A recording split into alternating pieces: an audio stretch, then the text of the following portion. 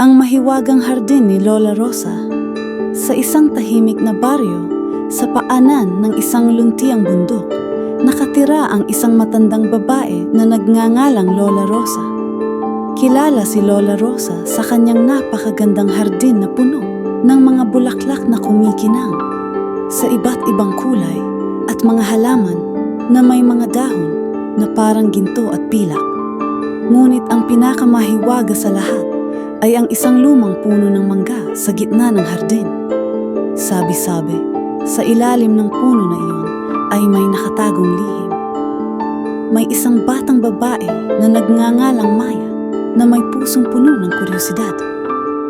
Araw-araw pagkatapos ng klase, dumadalaw siya kay Lola Rosa. Hindi lang para makipaglaro sa mga paro-paro at tutubi sa hardin, kundi para din makinig sa mga kwento ni Lola Rosa tungkol sa mga engkanto at diwata na nakatira umano sa hardin. Isang gabi, habang naghahanda na ang buwan na sumilip sa kalangitan, napansin ni Maya ang isang kakaibang liwanag na nanggagaling sa ilalim ng puno ng mangga. Hindi ito ang karaniwang sinag ng buwan o ang kislap ng mga alitap-tap. Ito ay isang malambot, kumikinang na liwanag na tila nag-aanyaya. Lola Rosa, bulong ni Maya. Ano po siyang liwanag sa ilalim ng puno ng mangga? Ngumiti si Lola Rosa. Ang kanyang mga mata ay kumikinang na parang mga bituin. Iyan ang liwanag ng puso ng hardin, Maya. Lumalabas lang yan kapag ang hardin ay masaya at payapa. Nagtaka si Maya. Puso po ng hardin? May puso po ang hardin? Oo, Maya. Sagot ni Lola Rosa. Ang bawat halaman, bawat bulaklak, bawat insekto ay bahagi ng puso ng hardin. Kapag inaalagaan natin sila ng may pagmamahal, nagbibigay sila ng liwanag. At kapag ang lahat ng liwanag na iyon ay nagsama-sama, lumalabas ang pinakamalaking liwanag sa ilalim ng puno. Lumapit si Maya sa puno at habang papalapit siya, naramdaman niya ang isang kakaibang init at kapayapaan.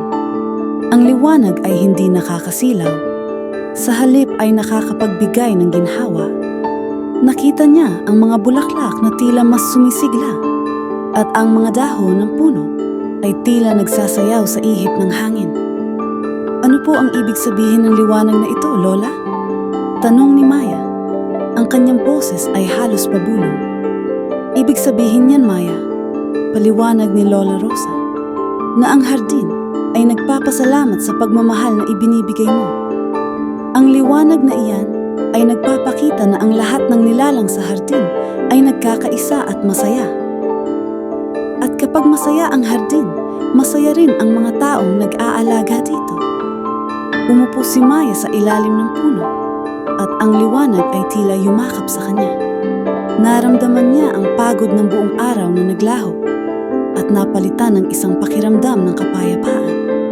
Naisip niya ang lahat ng pagkakataon na diniligan niya ang mga bulaklak, ang pag-uusap niya sa mga halaman na tila nakakaintindi, at ang pagtataboy niya sa mga peste nang hindi sinasaktan ang mga ito. Lola, sabi ni Maya, gusto ko pong alagaan ang hardin na ito, palagi. Alam ko, anak, sagot ni Lola Rosa at hinaplos ang buhok ni Maya. At sa bawat pag-aalaga mo, lalong lalakas ang liwanag ng hardin. Ang liwanag na iyan ay magsisilbing gabay mo sa dilim at magbibigay sa iyo ng lakas at pag-asa.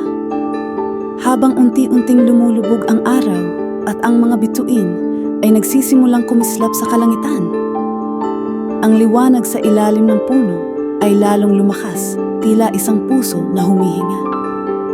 Niyakap ni Maya si Lola Rosa at naramdaman niya ang init ng pagmamahal na nagmumula sa matanda at sa buong hardin. Sa gabing iyon, habang nakahiga si Maya sa kanyang kama, naaalala niya ang kumikinang na liwanag.